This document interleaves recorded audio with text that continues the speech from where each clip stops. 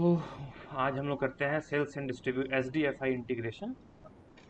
देखिए, इसमें से कुछ कुछ पार्ट तो हमने कॉन्फ़िगरेशन MMFI में ही देख लिया है। जनरल लेजर अकाउंटिंग जो है, जनरल लेजर अकाउंटिंग जैसे मैंने बताया था, FI के साथ इंटीग्रेटेड है। अकाउंट्स पेबल, अकाउंट रिसीवेबल, फिर MM के साथ। MM मीन्स P2P साइकिल, ठीक है, प्रोक्योर टू पे। और SD means sales and distribution. O2C cycle means order to cash cycle. इसके साथ भी ये लिंक्ड है। यहाँ पे कैसे लिंक्ड है जी? जब गुड्स रिसिप्ट के समय अकाउंट फाइनेंस डॉक्यूमेंट जनरेट हो रहा है, वहाँ पे अकाउंटिंग एंट्री क्रिएट हो रहा है, इस तरह से लिंक है। सेल्स एंड डिस्ट्रीब्यूशन में वहाँ गुड्स रिसिप्ट के समय में हो रहा था, यहाँ गुड्स का डिलीवरी के समय में अकाउंटिंग एंट्री होगा। वहाँ परचेज ऑर्डर था, यहाँ सेल्स ऑर्डर है। मतलब यहाँ पे आप परचेज कर रहे थे और यहाँ पे आप सेल कर रहे हो। ठीक है, तो अब हमें हाँ, सेल करने के पॉइंट ऑफ व्यू से थिंक करना होगा, सोचना पड़ेगा। ठीक है, तो उसी हिसाब से सोचिए कि अब हम सब फॉर एग्जांपल सीमेंट बना रहे हैं, तो सीमेंट बनाने के लिए हमने रॉ मटेरियल मंगाया, उसको फिर, है ना, उसको फिर हमने प्रोडक्शन डिपार्टमेंट में पूरा वो हमारा सीमेंट मैन्युफैक्चर हुआ, फिर अब वो फिनिश गुड बन गया। अब फिनिश गुड को हम मार्केट में क्या करेंगे, कस्टमर्स को या तो होलसेलर को बेचेंगे सर। या रिटेलर को सेल करेंगे। ठीक है, तो ये चीज़ है, तो ये सेल्स एंड डिस्ट्रीब्यूशन है। ये भी लिंक होगा GL अकाउंट से, कैसे? At a time of delivery, delivery के समय अकाउंटिंग एंट्री जनरेट होगा। और यहाँ पे इनवॉइस रिसीव कर रहे थे हम, और यहाँ पे बिलिंग हम करेंगे कस्टमर के लिए। ठीक है, यहाँ पे इनवॉइस रिसीव बोलते थे हम MM में, SD में बिलिंग बोलेंगे। ठीक है, क्योंकि कस्टमर के लिए हम बिल जनरेट करेंगे। तो आप लोग कहीं डाउट लगे तो मेरे को पूछिएगा, ठीक है। तो अब हाँ, इस ऑर्डर टू कैश साइकिल में कस्टमर मास्टर सेंट्रली हमें क्रिएट करना पड़ेगा। सेंट्रली मीन्स हम ट्रेड रिसीवेबल में AR साइड में हम क्या करते थे, कस्टमर क्रिएट करते थे, राइट। उसमें जनरल इंस्ट्रक्शंस, मतलब जनरल डिटेल्स। और हम क्या देते थे उसमें, अकाउंट साइड से डिटेल्स, मतलब रिकंसिलिएशन अकाउंट। और हम उसमें देते थे आपको पेमेंट टर्म्स वगैरह देते थे, राइट। वो सारे चीज हम इसमें देते थे। अब सेंट्रली मतलब सेल्स एरिया, सेल्स साइड से भी हमें इस कस्टमर को क्रिएट करना पड़ेगा। ठीक है, तो एज ए FI कंसल्टेंट हमें अकाउंट्स रिकंसिल जनरल डिटेल्स और अकाउंट्स डिटेल हमें क्रिएट करना है। SD वाले जो हैं, मतलब सपोज मैं टेस्टिंग पॉइंट ऑफ व्यू से बता रहा हूँ, बिजनेस अगर day to day business activity कर रहा है, तो उसमें जो फाइनेंस का यूजर होगा वो क्रिएट करेगा customer master finance accounts type से, और जनरल जनरल टाइप से।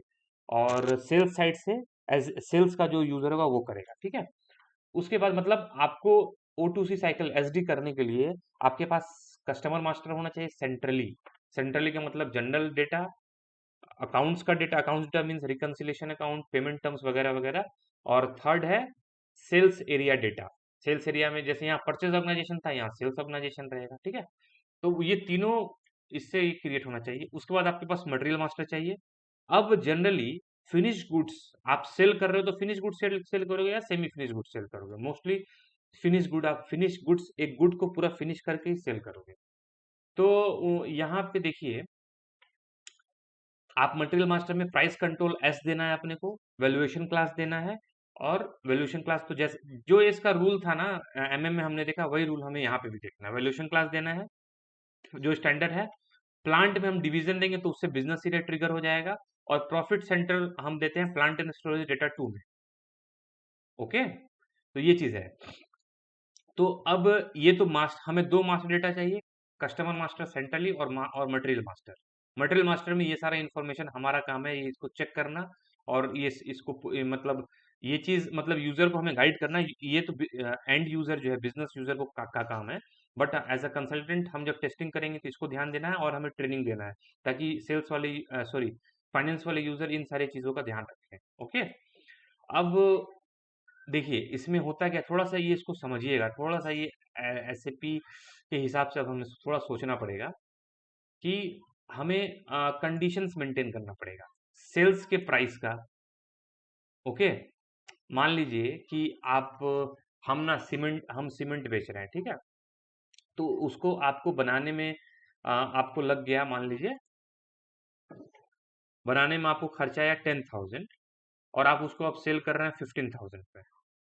ठीक है, तो ये सेलिंग प्राइस हो गया ना। तो जो सेल सेल प्राइस है, इसका कंडीशन हमें मेंटेन करना पड़ेगा, तब तो जाके उसका सेल्स प्राइस में वो कंडीशन शो करेगा। जैसे मैं परचेज ऑर्डर में कंडीशन दिखा रहा था ना, उसी तरह सेल्स ऑर्डर में भी कंडीशन दिखेगा।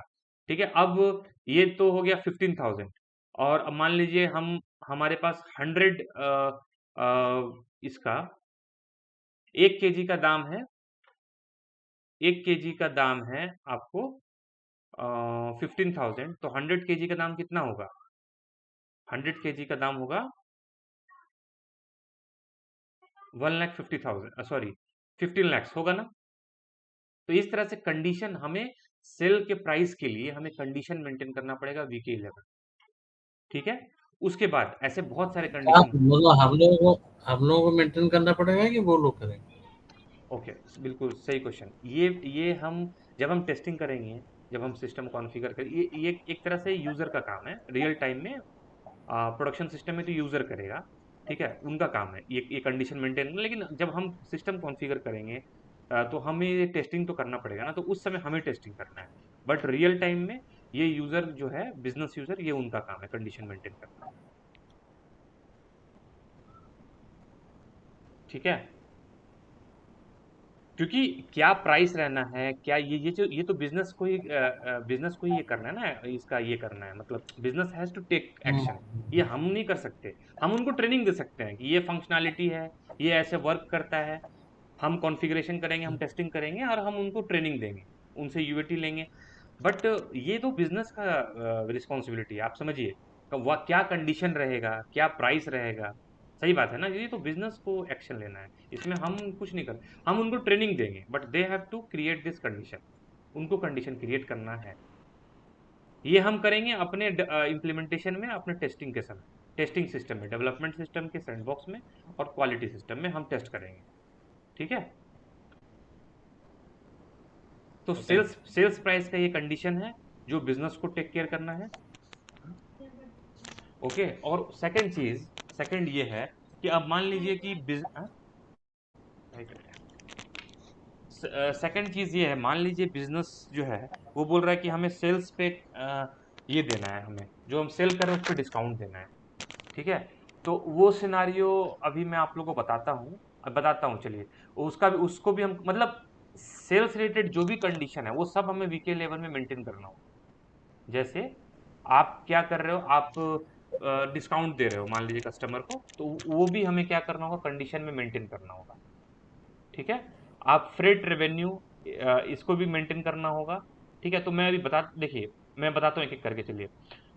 सबसे पहले कंडीशन मेंटेन करना है, तो ही जाके सेल करने का प्राइस आएगा। अभी डिस्काउंट वगैरह हम को हम साइड रखते हैं। अभी बस ये समझिए कि सेलिंग का प्राइस आना चाहिए, जो कब आएगा, जब हम ये O2C साइकिल करने से पहले हम कंडीशन हमें मेंटेन करना है। ठीक है, मास्टर डेटा हो गया, फिर हमने कंडीशन मेंटेन किया VK11 में। उसके बाद सेल्स ऑर्डर, मतलब हम एज अ कंपनी है, ठीक है, और हम सीमेंट बना रहे हैं, हमारी कंपनी सीमेंट बना रही है, और हमने कोटेशंस मार्केट में हमसे किसी कस्टमर ने कोटेशंस को क्या किया, कोटेशन का रिक्वेस्ट किया। ठीक है, हमने कोटेशन भेजा उसको। उसने क्या किया, हमें फाइनल कर दिया। ठीक है, तो कस्टमर ने हमें फाइनल किया, तो हमने उसको सेल करने का ऑर्डर इशू किया कि क्या क्वांटिटी रहेगा, क्या प्राइस रहेगा उसका। ठीक है, ये सारा चीज हमने उसको भेजा। और फिर कॉस्ट क्या रहेगा, टोटल कॉस्ट कितना होगा, ये सब हमने उसको भेजा। ठीक है, तो सेल ऑर्डर में ये सारा चीज को हम देखते हैं, मतलब उसका क्या ठीक है, ये सारा इंफॉर्मेशन हम डालेंगे कि क्या क्वांटिटी है, क्या सेलिंग प्राइस है और टोटल कॉस्ट कितना रहेगा। ठीक है, ये सारा चीज इंफॉर्मेशन हम सेल ऑर्डर में डालेंगे। मटेरियल कौन सा है, ठीक है, मटेरियल क्वांटिटी और कॉस्ट क्या रहेगा, और कस्टमर कौन है हमारे, वो भी हम सेल्स ऑर्डर में डालेंगे। तो सेल्स ऑर्डर एक तरह का ये डॉक्यूमेंट है। सेल्स ऑर्डर के समय में भी कोई अकाउंटिंग एंट्री जनरेट नहीं होता है। ओके, उसके बाद सेकंड ऑप्शन, रिकॉर्डिंग मैंने शुरू कर दिया है ना। सेकंड ऑप्शन देखिए, आउटबाउंड डिलीवरी।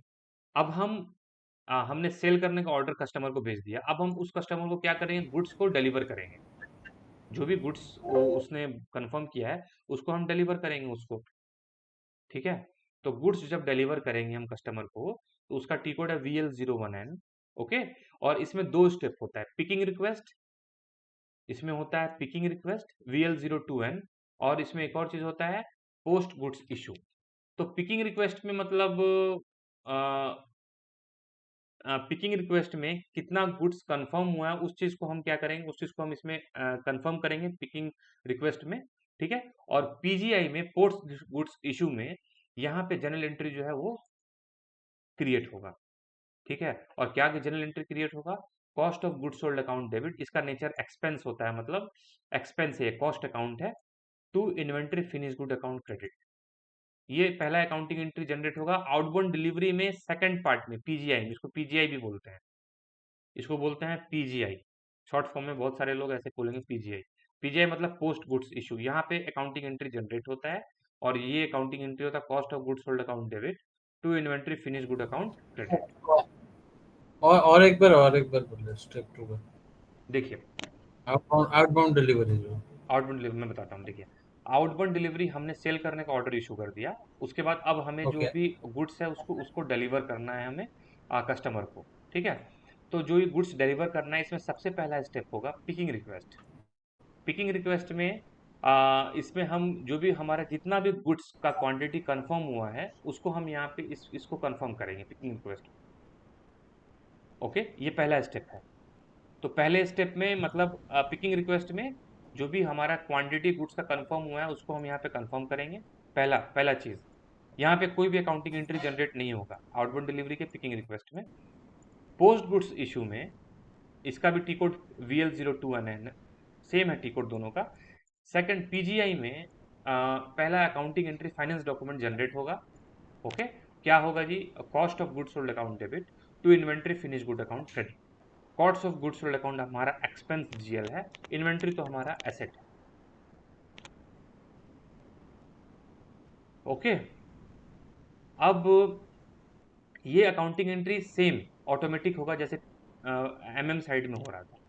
ठीक है। ऑटोमेटिक कैसे ट्रिगर होगा, सेम ओबीवाईसी कॉन्फ़िगरेशन से होगा, इसमें भी ओबीवाईसी से ही जीएल अकाउंट ट्रिगर होगा। ठीक है। आउटबाउंड डिलीवरी पीजीआई में जो अकाउंटिंग फाइनेंस डॉक्यूमेंट जनरेट हो रहा है वो ओबीवाईसी से ही होगा। बीएसएक्स देखिए, बीएसएक्स इन्वेंट्री इन्वेंट्री का जीएल आता है बीएसएक्स से। ठीक है।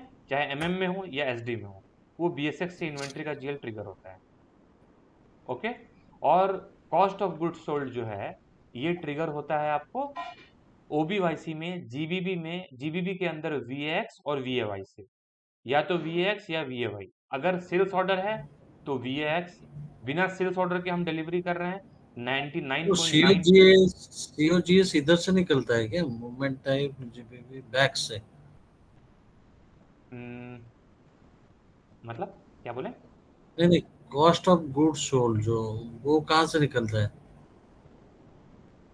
वो अकाउंट?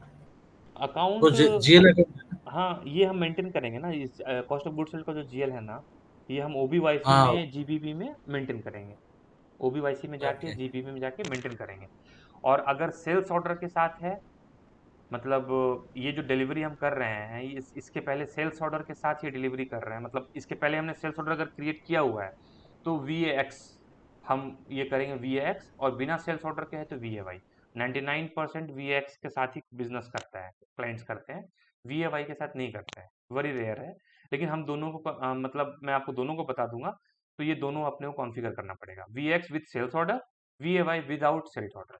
ये इंटरव्यू में बहुत ज़्यादा इंपॉर्टेंट है, इंटरव्यू में ये बहुत इंपॉर्टेंट है। ये O2C साइकिल में वो यही इंटीग्रेशन है, यही चीज इंटीग्रेशन है इसमें। ठीक है, SDFI में।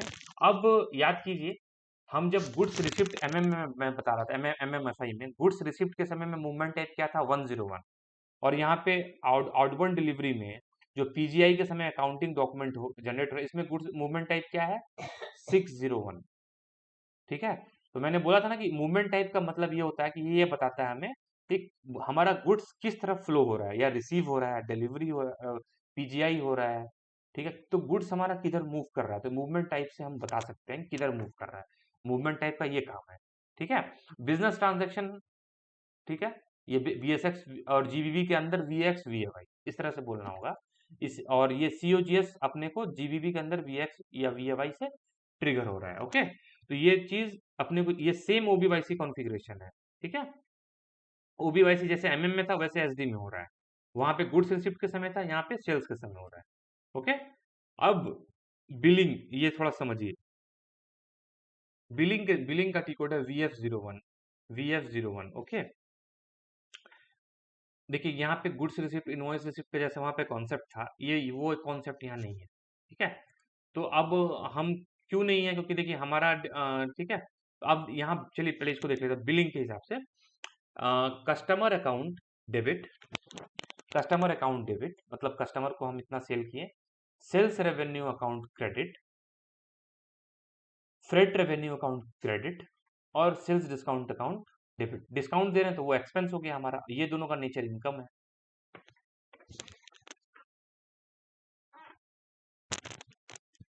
ठीक है, ये दोनों का अकाउंट हमारा इनकम है, तो ये बिलिंग के समय अकाउंटिंग एंट्री जनरेट होगा। मान लीजिए फ्रेट रेवेन्यू कुछ नहीं है और सेल्स डिस्काउंट कुछ नहीं है, तो customer account debit to sales revenue account credit हो जाएगा। तो ये बिलिंग के समय में अकाउंटिंग एंट्री जनरेट होगा। कस्टमर अकाउंट हमारा एसेट है, एसेट इंक्रीज हो रहा है, डेबिट हो गया। ये दोनों इनकम है, इनकम इंक्रीज हो रहा है, क्रेडिट हो गया। एक्सपेंस इंक्रीज हो रहा है तो डेबिट हो गया। ये अकाउंटिंग एंट्री बिलिंग के समय में होगा। अब यहाँ पे ये क्वेश्चन है कि ये हो कैसे रहा है, बिलिंग कैसे हो रहा है, बिलिंग का अकाउंटिंग एंट्री कैसे जनरेट हो रहा है। तो ये देखिए, ये ऐसे हो रहा है कि रेवेन्यू अकाउंट डिटर्मिनेशन, इसके लिए हमें कॉन्फ़िगरेशन करना पड़ेगा, और ये कॉन्फ़िगरेशन है VKOA में। तो जब भी आप इंटरव्यू दीजिएगा तो इस तरह से अपने को एक्सप्लेन करना है उनको कि PGI के समय में जो फाइनेंस डॉक्यूमेंट जनरेट हो रहा है, आउटबाउंड डिलीवरी में PGI के समय में, इतना स्पेसिफिक होके बोलेंगे तो बहुत अच्छा रहेगा। तो इस समय जो हमारा अकाउंटिंग फाइनेंस डॉक्यूमेंट जनरेट हो रहा है, वो जनरेट हो रहा है with the on the basis of OBYC configuration. COGS OBYC में GBB के अंदर VAX with sales order, VAY without sales order, inventory BSX से, ऐसे बोलिए। और अब बिलिंग के समय में अकाउंटिंग एंट्री जनरेट हो रहा है कहां से, VKOA के कॉन्फ़िगरेशन। बिलिंग के समय में अकाउंटिंग एंट्री जनरेट हो रहा है VKOA के कॉन्फ़िगरेशन से।